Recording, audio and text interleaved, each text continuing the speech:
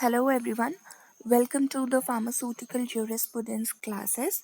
So, in the previous part of this same lecture, we had covered pharmaceutical ethics, which basically is for code of pharmaceutical ethics, which would serve as moral guidance to the pharmacist in conduct of their professional practice, which basically means that the morally correct steps or the morally correct professional practice that the pharmacist should follow in relation to his job, his trade in medical profession, and to his own profession itself. So, in the previous part of this lecture, we covered the basics of pharmaceutical ethics as well as the code of pharmaceutical ethics that a pharmacist would follow in relation to his job. In this part of the lecture, we would first cover the code of pharmaceutical ethics that a pharmacist would follow in relation to his trade. So, अपने trade में pharmacist क्या code of ethics follow करेगा, क्या code of pharmaceutical ethics को follow करेगा according to the pharmacy council of India.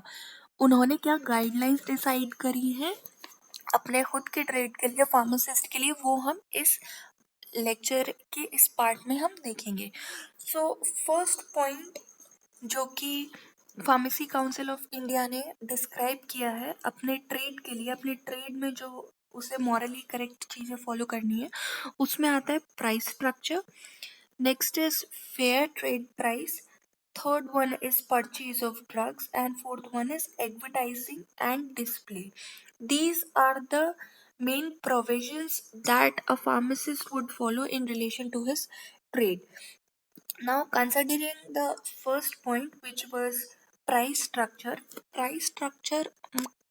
इसलिए point यहाँ पे डिस्क्राइब्ड है.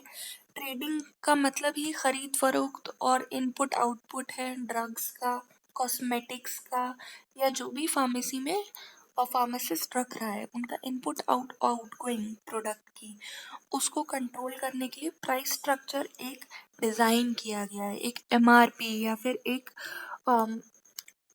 प्राइस स्ट्रक्चर डिज़ाइन किया गया है ताकि जो कंज्यूमर है उसको क्वालिटी और क्वांटिटी ड्रग का दोनों पहुंचे.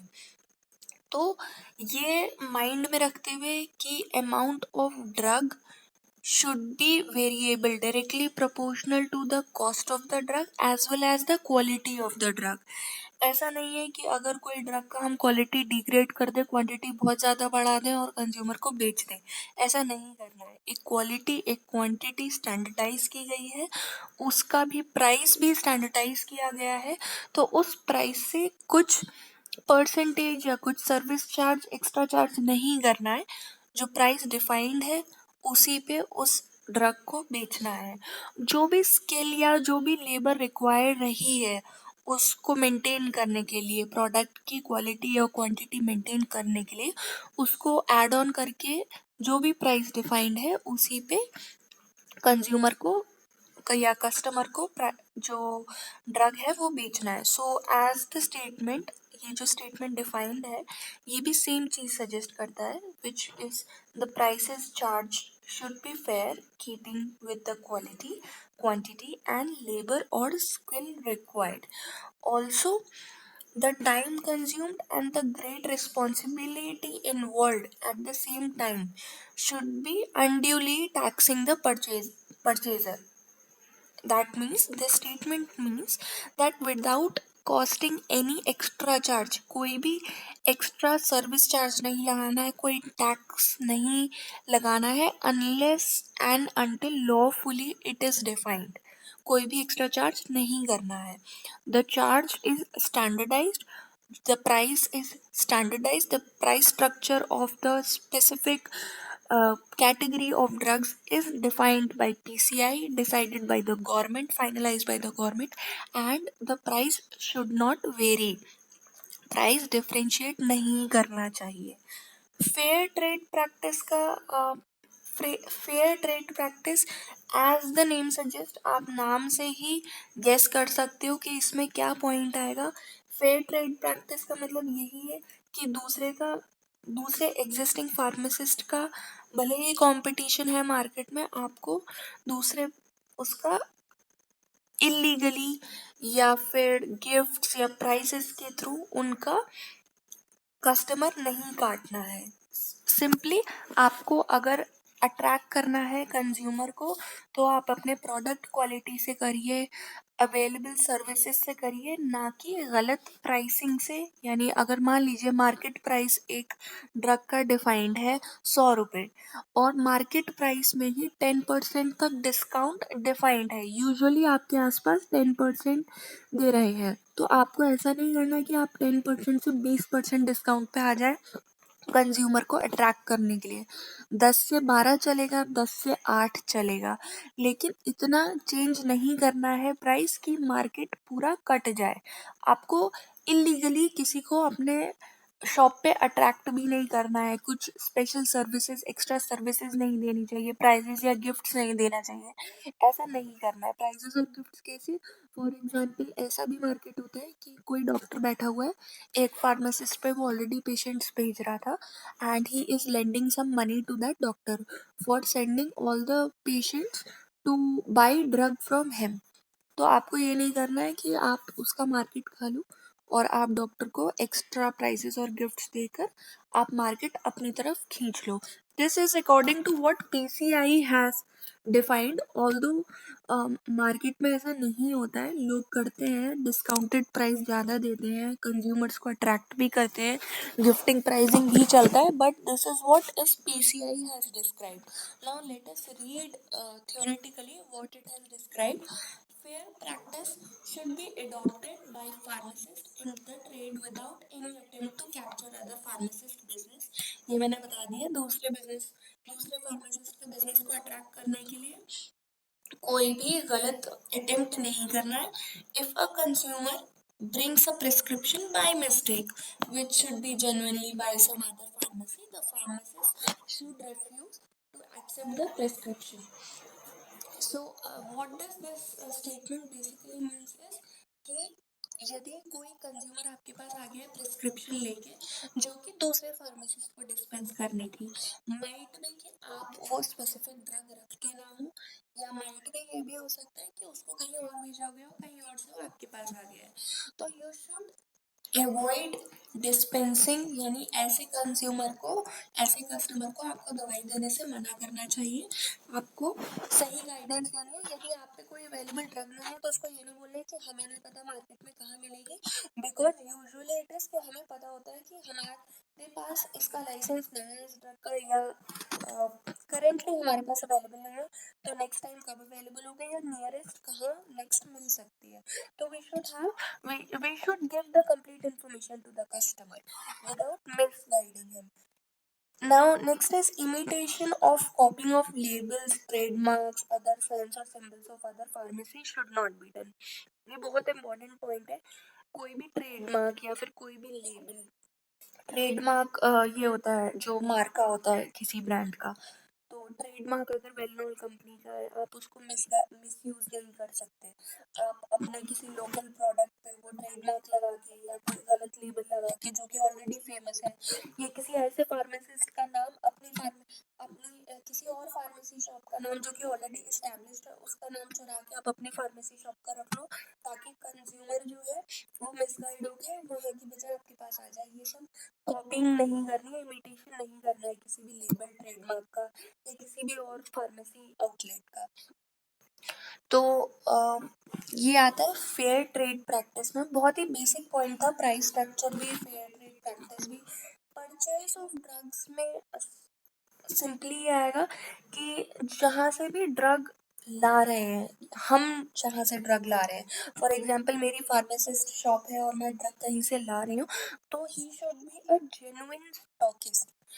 स्टॉकिस्ट जिसका डिस्ट्रीब्यूशन, सेल स्टैंडर्डाइज्ड है, जो ड्रग्स भी स्टैंडर्ड क्वालिटी की लाता है, कोई भी इमिटेशन नहीं है उसके यहाँ भी, या कोई भी वो फ्रॉड का काम नहीं करता है। फ्रॉड का काम इन द सेंस किसी लोकल ड्रग पे कॉपिंग इमिटेशन नहीं करता है, किसी और का ट्रेडमार्क लगा के बेच रहा हो, या अपने खुद का मैन्युफैक्चर कर रहा हो और किसी और के नाम से बेच रहा हो। ऐसा नहीं करना है, उसकी स्टोरेज कंडीशंस ऑप्टिमम हो और सब कुछ लीगली रिकॉर्ड किया जा रहा हो। ऐसे सोर्स से हमें भी दवाइयाँ ऐसे ही सोर्स से लानी है और तब कस्टमर को देनी है, क्योंकि जब हमको क्वालिटी एश्योरेंस मिलेगा तभी हम उस क्वालिटी की गारंटी अपने कस्टमर को दे पाएंगे ना। इसमें एक पॉइंट नहीं दे रखा है परचेज ऑफ ड्रग्स में ही, यहाँ पे रिटर्न नहीं है, बट एक पॉइंट होता है जिसे हम कहते हैं Hawking of drugs. Hawking HAWKING, Hawking of drugs. Hawking of drugs जो है वो परचेज ऑफ ड्रग्स के अंडर ही आता है। हॉकिंग का मतलब होता है इकट्ठा कर लेना, जैसे खरीद खरीद के स्टॉक कर लेना। जैसे फॉर एग्जांपल जब कोविड अप्रैल में बहुत ज़्यादा लोगों को नॉलेज नहीं थी और लोग लॉकडाउन में अपने घर पे थे, तो एक न्यूज़ आई थी कि hydroxychloroquine would be able to prevent कोविड-19। सो लोगों ने क्या किया था, विटामिन सी, जिंक एसिडेट की टैबलेट्स और जो भी इम्यून सिस्टम बढ़ाने की टैबलेट्स होती है वो सब हॉक कर ली थी। हाइड्रोक्लोरोक्विन लोगों ने स्टॉक कर ली थी। तो वो स्टॉकिंग भी नहीं करनी है। स्टॉकिंग कैसे हम प्रिवेंट करेंगे, किसी को, जैसे मेरा फार्मासिस्ट का शॉप है, कोई मेरे पास महीने भर की दवाई लेने आ रहा है या 2 महीने की दवाई लेने आ रहा है, तो उसको हमें ड्रग्स इतने ज़्यादा सप्लाई नहीं करने हैं, थोक में किसी को माल नहीं बेचना है until and unless we know कि पर्सन की डेली डोजिंग बहुत ज़्यादा है या एक्चुअली रिक्वायर्ड है। ऑन प्रिस्क्रिप्शन जितना ड्रग है उतना ही देना है। सो परचेज ऑफ ड्रग में एक तो आता है कि फार्मासिस्ट को खुद को ड्रग एक जेन्युइन सोर्स से खरीदना चाहिए, प्लस हॉकिंग ड्रग्स की प्रिवेंट करनी चाहिए। हॉकिंग मतलब इकट्ठा करना, वो प्रिवेंट करना चाहिए। प्लस सेल्फ सर्विस नहीं होनी चाहिए किसी भी फार्मासिस्ट शॉप पे। सेल्फ सर्विस का क्या मतलब है, जैसे मॉल्स की शॉप होती है या कोई भी क्लोथ की शॉप होती है, उसमें क्या होता है, पर्सन जाता है अपनी पसंद से उठाता है, पिक करता है, काउंटर पे जाता है, बिल देता है, बिल पे करता है और सामान लेके चला जाता है। तो that self service also should be allowed, should not be allowed. Self service से क्या प्रमोट होता है, अनडिजायरेबल सेल्फ मेडिकेशन प्रमोट होता है। तो you should your self dispense the medicine. Self service method of operating pharmacies or drug stores should not be used. Last point is advertising and display.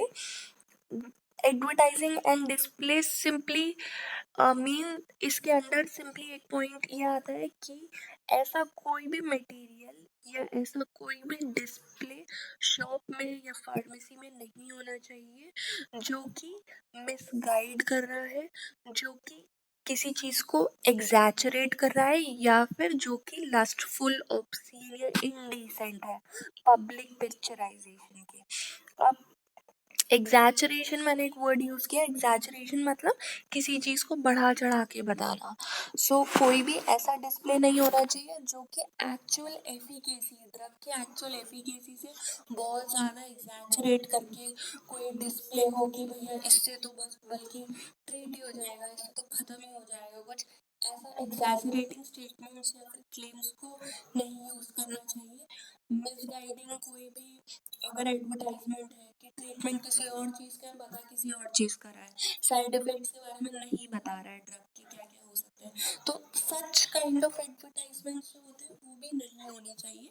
Secondly, कोई भी ऐसा नहीं होना चाहिए कि आप ये लोगे तो इसके साथ ये फ्री मिलेगा, ये लोगे तो इससे ये फायदा होगा, ऐसा कोई भी मिसगाइडिंग डिस्प्ले भी नहीं होना चाहिए। उससे क्या होता है, पेशेंट अपना कोई ड्रग लेने आया, फॉर एग्जांपल मैं गई किसी फार्मेसी शॉप पे, मुझे ड्रग ए लेना था और मेरे को डिस्प्ले में दिखे कि अगर मैं ड्रग बी ले लूंगी तो उसके संग मेरे को एक सी चीज और फ्री मिलेगी, तो I will be attracted to that. अपने आप पेशेंट फ्री देख के या कोई भी गिफ्ट देख के या कोई भी सैंपल सप्लाई देख के अट्रैक्ट हो जाता है। So that kind of display should not be allowed in the pharmacist shop. Also कोई भी डिस्पार्जिंग रेफरेंस है, डिस्पार्जिंग मतलब होता है कोई भी इंसल्टिंग स्टेटमेंट है या कोई भी जिसे हम कहते हैं किसी और को इंसल्ट नीचा दिखाना, उस टाइप का डिस्प्ले भी नहीं होना चाहिए। स्पेसिफिकली किसी ग्रुप ऑफ पीपल को लेके या फिर कोई सप्लायर है उसको लेके या कोई भी रेमेडी है, मैजिक रेमेडी का क्लेम नहीं होना चाहिए। मैजिक रेमेडी मतलब जैसे फॉर एग्जांपल जड़ी बूटियां होती है वो क्लेम करते हैं लोग, कोई रिसर्च वर्क होता नहीं लेकिन क्लेम करते हैं कि इसको खाएंगे तो ये औषधि खाओगे तो ये बिल्कुल जड़ से खत्म हो जाएगा। विदाउट एनी रिसर्च वो कोई भी रेमेडी का डिस्प्ले नहीं होना चाहिए। और किसी और के वर्क का, किसी और सप्लायर, किसी और मेडिकल प्रैक्टिशनर या किसी और कंपनी को भी के लिए कोई भी इंसल्टिंग स्टेटमेंट डिस्प्ले में नहीं लगाना चाहिए। So these are the points that should be considered under advertising and display. So the sale of medicines or medical appliances or display of materials in undignified style on the premises in the press or elsewhere are prohibited.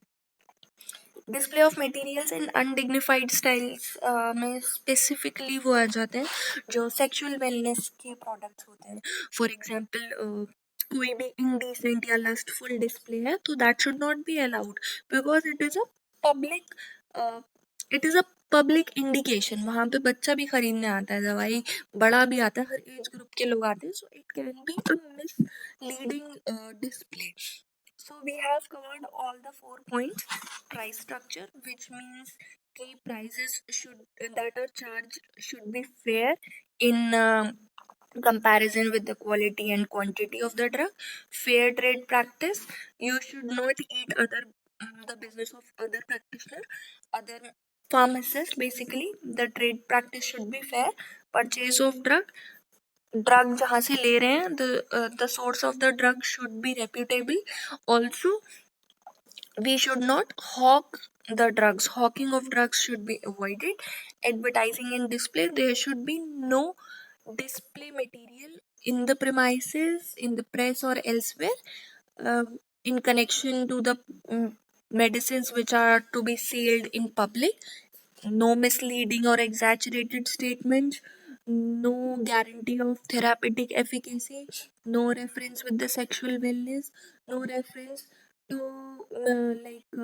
the sparging reference which might be insulting for other suppliers or products or remedies or practitioners, and there should be no illustration or any other display which is specific to any community.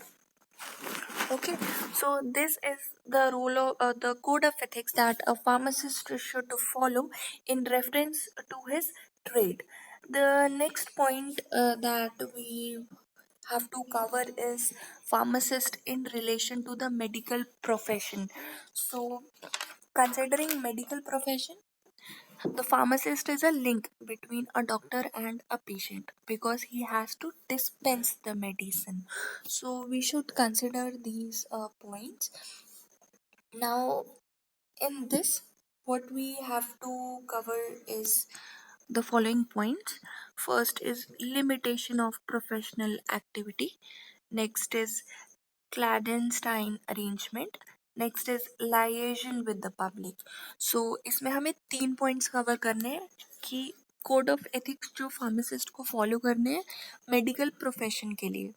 सो पहला, जैसे मैंने बताया, limitation to professional activity. Professional activity basically जो profession है हमारा उसमें क्या क्या लिमिटेशंस हैं.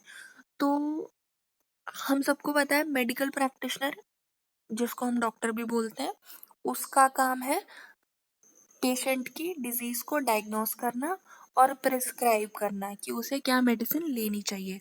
और फार्मासिस्ट का काम क्या है कि जो प्रिस्क्रिप्शन, जो भी प्रिस्क्रिप्शन है या फिर जो भी मेडिकल प्रैक्टिशनर ने जो भी दवाई प्रिस्क्राइब करी है उसको डिस्पेंस करना, उसको पेशेंट को देना, उसे बताना कि डॉक्टर ने कितनी बार कौन कौन सी बताई है दवाई, ताकि वो पेशेंट उसको कंज्यूम करे. सो बेसिकली ये आता है लिमिटेशन ऑफ प्रोफेशनल एक्टिविटी में कि डॉक्टर अपना काम करे, फार्मासिस्ट अपना काम करे. That means that there should be no interference in the professional activity. Pharmacist को कोई भी बीमारी डायग्नोस नहीं करनी चाहिए, ना ही खुद से प्रिस्क्राइब करना चाहिए कोई भी मेडिसिन, और ना ही डॉक्टर को कोई भी फार्मासिस्ट आउटलेट या ड्रग स्टोर ओपन करना चाहिए जिससे वो खुद से दवाई डिस्पेंस कर सके. So this is the part that is covered in limitation of professional activity. अगर पॉइंट्स कवर करें तो let's see the professional activity of medical practitioner as well as pharmacist should be confined to their own fields only. अपने अपने professional दायरे में ही काम करना चाहिए. The medical practitioner should not possess drug stores and the pharmacist should not diagnose disease and prescribe remedies. यही मैंने बोला कि मेडिकल प्रैक्टिशनर का काम है डायग्नोस करना जो बीमारी है उसे, और उसके लिए दवाई प्रिस्क्राइब करना. तो उसको ड्रग स्टोर नहीं खोलना चाहिए. और फार्मासिस्ट का काम दवाई प्रिस्क्राइब करना या बीमारी डायग्नोस करना नहीं है. उसका काम है दवाई को डिस्पेंस करना. तो उसे सिर्फ दवाई डिस्पेंस करनी चाहिए, उसे कोई भी डायग्नोसिस अपनी तरफ से नहीं देनी चाहिए. Next is a pharmacist may however can deliver first aid to the victim in case of accident or emergency. This is an exception कि इन केस कोई इमरजेंसी है तो उस केस में, because pharmacist is aware of the healthcare services, so he can give the first aid and the preliminary medication in case of emergency until and unless a proper or official medical assistance has arrived. जब तक कोई medical assistance नहीं मिलती है तब तक pharmacist first aid दे सकता है किसी पेशेंट को इमरजेंसी या फिर एक्सीडेंटल केस में. Now for also no pharmacist should recommend particular medical practitioner unless specifically asked to do so, which means कि pharmacist को खुद से कोई डॉक्टर का नाम नहीं सजेस्ट करना चाहिए पेशेंट को. यदि कोई पेशेंट आया है तो वो पूछ रहा है तो दैट इज फाइन कि आसपास पेशेंट कोई आता है पूछता है आसपास कोई ये डॉक्टर बैठते हैं क्या, ईएनटी बैठता है, सर्जन बैठता है, तो he can just inform that yes this and this are available in this area. But अपने एंड से ये बोलना कि ये डॉक्टर अच्छा है इस पे चले जाओ या ये सब ऐसे खुद से नहीं बोलना चाहिए until asked by someone. Now, next point in relation to his medical profession is clandestine arrangement. Clandestine का मीनिंग होता है सीक्रेट अरेंजमेंट. क्लैंडस्टाइन का मतलब है सीक्रेट या फिर कोई लीगल अरेंजमेंट. यदि कोई सीक्रेट अरेंजमेंट है या कोई लीगल एक फिजिकल अरेंजमेंट है तो उसमें ऑब्वियस सी बात है सिर्फ मेडिकल प्रोफेशन में ही नहीं या किसी भी प्रोफेशन में अगर कोई सीक्रेट अरेंजमेंट है, कोई लीगल एरिया है तो उसमें एंट्री वैसे भी वर्जित होती है. That means one should not enter in such area.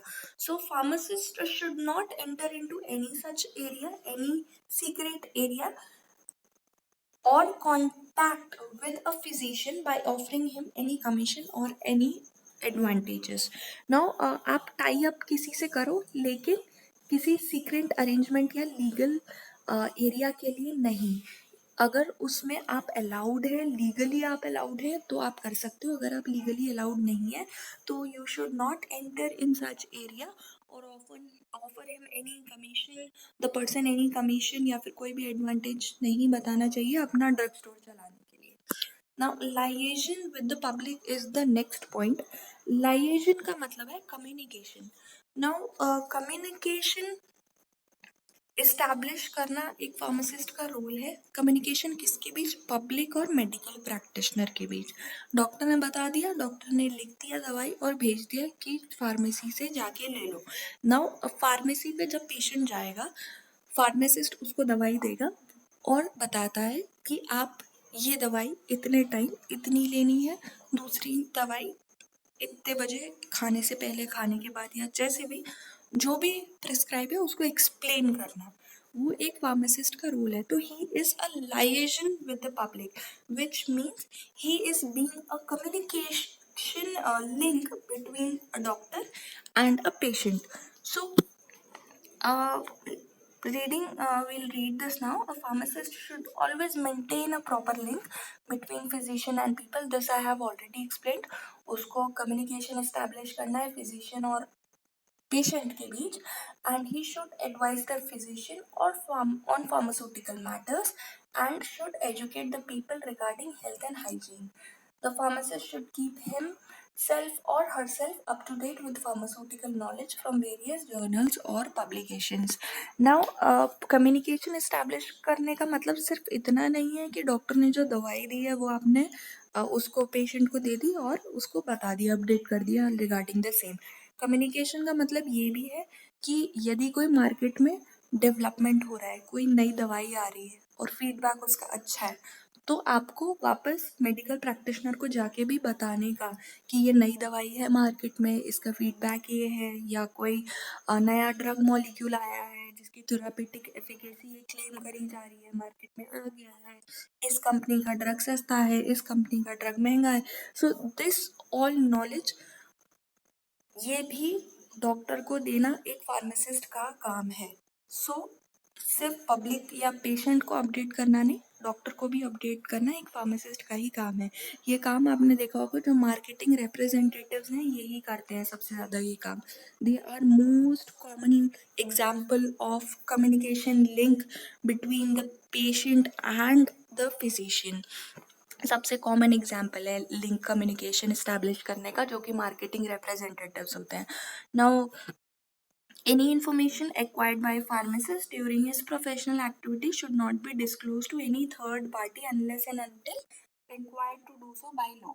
This is basically, इसका मतलब, इसका सिंपल बेसिक मतलब ये है कि अपने प्रोफेशनल एक्टिविटीज में यदि कोई भी नॉलेज इंफॉर्मेशन जो कि एक ऑर्गेनाइजेशन की अपनी एक सीक्रेट है, या कोई उनका वर्किंग स्टाइल है और आप उस ऑर्गेनाइजेशन का पार्ट हो, उसके बाद जब आप ऑर्गेनाइजेशन चेंज करते हो या फिर चेंज भी नहीं करते हो तब भी आपके कोई अगर फ्रेंड्स हैं या कुछ भी है, उसके साथ डिस्क्लोज नहीं करना है अनटिल एंड अनलेस लॉफुली आपको कहीं बोला जाए या लीगली कहीं पे रिक्वायर्ड हो।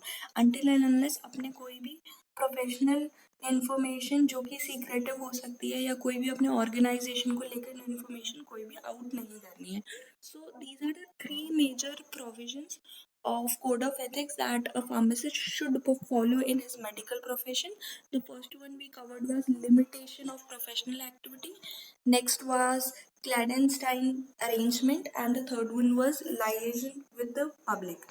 Now, the last code of ethics that a pharmacist should follow, which are actually the provisions described in the Pharmacy Council of India, is pharmacist in relation to his own profession. Now, pharmacist in relation to his own profession, अपने ही profession में उसको क्या क्या code of ethics follow करने हैं, because बहुत wide profession है, लेकिन Pharmacy Council of India ने 4 ही provisions दिए हैं in relation to his job, in relation to his profession, in relation to medical profession and in relation to his trade. तो हमने 3 ऑलरेडी कवर कर लिए, लास्ट वाला बचा है which is pharmacist in relation to his profession. Now, अपने खुद के प्रोफेशन में 5 पॉइंट्स हम कवर करेंगे। First is professional vigilance, next is law abiding citizens, the third one is relationship with professional organisations, fourth is decorum and propriety, and the last one is the pharmacist oath. Now, in relation to his own profession में pharmacovigilance जो है वो first point है। Pharmacovigilance का मतलब है कि एक फार्मासिस्ट का सिर्फ ये फार्मासिस्ट के लिए काफ़ी नहीं है कि वो लॉ अबाइडिंग हो, सारे लॉ फॉलो कर रहा है अपने प्रोफेशन में, अपने ड्यूटी अच्छे से दे रहा है, फार्मास्यूटिकल जितने भी प्रोफेशंस हैं, लॉज हैं, रेगुलेशंस हैं, उनको फॉलो कर रहा है, सिर्फ ये काम नहीं है। He also have to be actively vigilant for other pharmacist. Actively vigilance का मतलब है, जैसे कहते हैं ना आँख और कान खोले रखना, यू आर प्रोफेशनली विजिलेंट, मतलब अपने प्रोफेशन में आप अंधे होके काम नहीं कर रहे, you are observing what is going correct around you, what is lawfully correct, and who is following the laws and regulations and who is not. So he has to ensure that others around him are also working correctly, they are also following all the rules and regulations, all the pharmaceutical ethics which are defined in the profession. So it is obligatory for a pharmacist to extend help cooperation to a fellow member in his legitimate needs. मतलब सिर्फ ये काम नहीं है कि दवाई dispense कर दी, update कर दिया डॉक्टर, नहीं। अगर कोई फेलो फार्मासिस्ट है, उसको ज़रूरत है, कोई भी साइंटिफिक ज़रूरत है, टेक्निकल ज़रूरत है, कोई भी लेजिटिमेट नीड्स, मतलब लॉ लीगली कोई भी प्रोसीजर रिक्वायर्ड है, तो he should help his fellow pharmacist. And same time उसको ये विजिलेंट या ये इंश्योर करना चाहिए कि वो आउट ऑफ द प्रोफेशन नहीं जा रहा है, और अपने नाम और ट्रेडिशन को मेंटेन करने के लिए, फॉर एग्जांपल कोई बिजनेस है वो बहुत अच्छा चल रहा है, तो अपने नाम और ट्रेडिशन को मेंटेन रखने के लिए आउट ऑफ द लॉ जाके कुछ काम करना पड़े, ऐसा नहीं करना है। So he has to be profession in his own profession, he has to be medical lawfully correct and follow all the laws and regulations for himself also and for those who are working around them, for them also. So a pharmacist must abide a pharmaceutical law, and and or she should see that other pharmacists are also abiding it, they are also following it. Next is law abiding citizen. Now a law abiding citizen में simple point ये है कि pharmacist जो कि अपने profession में काम कर रहा है, अपने प्रोफेशन के लिए, उसको फेयर नॉलेज होनी चाहिए लॉज की, कि लॉज क्या है। जब लॉज पता होंगे, only in that case he would be able to follow them. और लॉज सिर्फ ड्रग या सिर्फ फार्मेसी को लेकर नहीं, जो भी फूड है जो कि सप्लाई हो रहा है, क्योंकि ओवरऑल फार्मेसी प्रोफेशन सिर्फ दवाइयों से रिलेटेड नहीं है, health sanitization, overall health services का भी काम फार्मेसी प्रोफेशन में आता है। सो ही शुड इंश्योर कि उसको लॉज जो है related to food, drug, pharmacy, health sanitization या कोई और भी पार्ट्स हैं हेल्थ सर्विसेज के, उनके बारे में उसको लॉ पता है and he is following them. और plus he is like abiding them in every phase of his life। ऐसा नहीं है कि सिर्फ दुकान तक सीमित है, ठीक है। those working with him, working under him should also follow all this।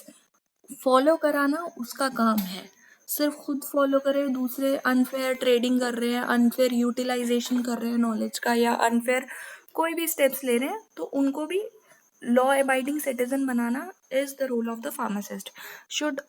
A pharmacist should have a fair knowledge of the laws of the country pertaining to food, drug, pharmacy, health, sanitization, etc.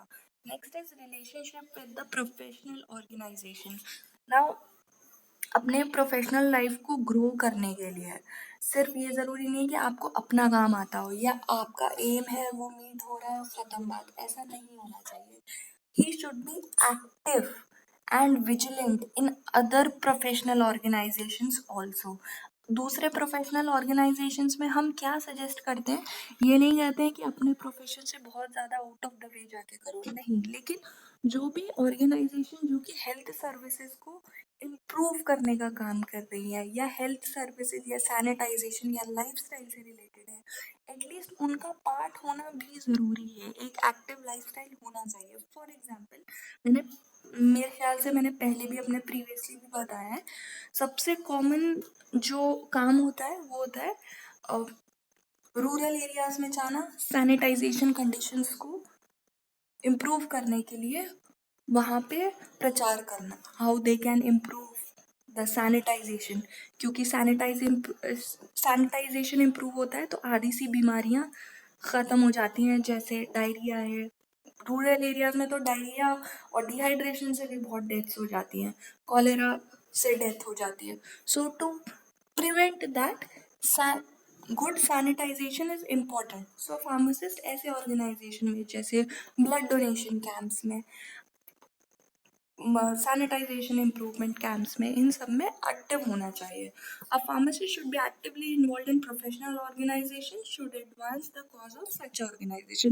Like efforts डाल सकता है, it is not mandatory, कोई आपको punish नहीं करेगा आप नहीं हो तो, but it is morally correct. You can do that, it will improve your professional value। Now next is decorum and propriety। decorum you all know, बहुत commonly बोलते हैं बहुत स्टेटमेंट्स आ रहे हैं, मेरे ख्याल से सारे टीचर्स बोलते होंगे, maintain the decorum of class. What does this statement mean? कि एक डिसिप्लिन है, एक डिसिप्लिन डिफाइंड है जो कि मॉरली करेक्ट है, उसको क्लास में मेंटेन रखो। So the same is in the pharmacy profession. he should a pharmacist should always refrain मतलब अपने आप को रोकना चाहिए टू इन्वॉल्व किसी भी ऐसे डीड्स में, किसी भी ऐसे एक्ट्स में जो कि फार्मास्यूटिकल प्रोफेशन को डिस्क्रेडिट दे रहे हैं, या फिर डिस्क्रेडिट का मतलब है नेगेटिव इम्पैक्ट डाल रहे हैं, उसका गलत प्रचार कर रहे हैं, तो उन सब एक्टिविटीज में फार्मासिस्ट को नहीं इन्वॉल्व होना चाहिए। He should maintain the decorum of his profession. Simply यही पॉइंट है इसमें कि a pharmacist should not indulge in doing anything that goes against the decorum and propriety of the pharmacy profession. Now last is pharmacist oath. Pharmacist oath is very important thing. कोई भी pharmacist है, कोई भी pharmacist जो newly pharmacy जिसने join किया and he और her has completed the profession, the not the profession, I mean has completed his education, the minimum criteria after which he or she will be called a pharmacist, उस pharmacist को कभी भी hesitation नहीं होना चाहिए pharmacist oath लेने में। You all know, I hope you all know what does N oath mean, प्रण लेना जिसे कहते हैं। सो this is the pharmacist oath. आप सबको फार्मासिस्ट ओथ वैसे भी रटी होनी चाहिए, एग्जाम में डायरेक्ट क्वेश्चन आता है कि write down the pharmacist oath, write a note on pharmacist oath. So आप सबको ये ओथ रटी होनी चाहिए। I am reading out for you.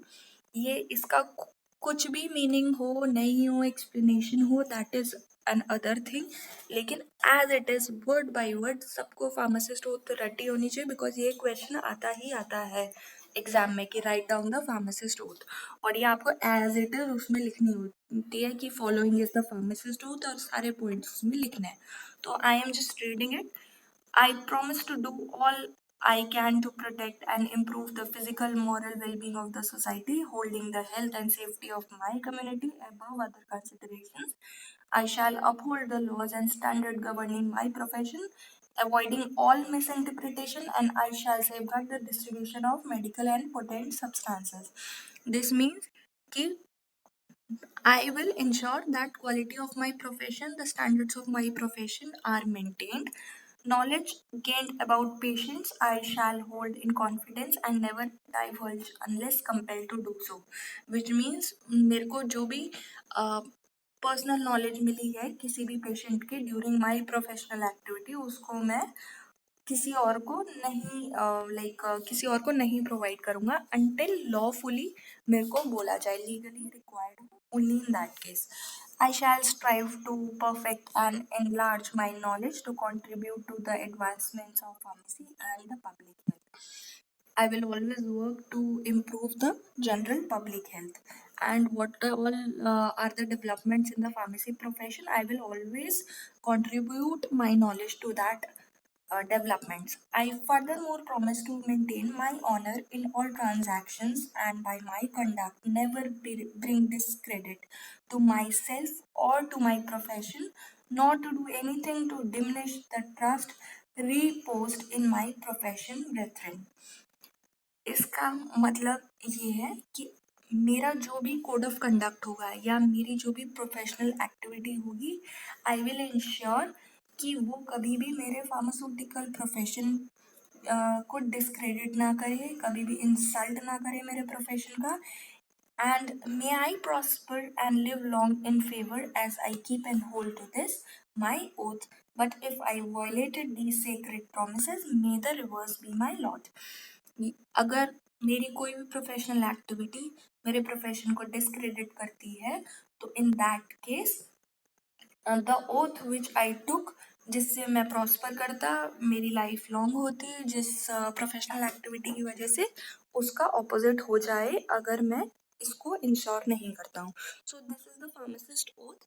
इसका बेसिक मीनिंग मैंने आपको एक्सप्लेन कर दिया है। You should by heart this pharmacist oath. So with this we complete the pharmaceutical ethics, the code of pharmaceutical ethics. The pharmaceutical ethics basically they are designed to control the behavior, the moral principles of a pharmacist in his profession.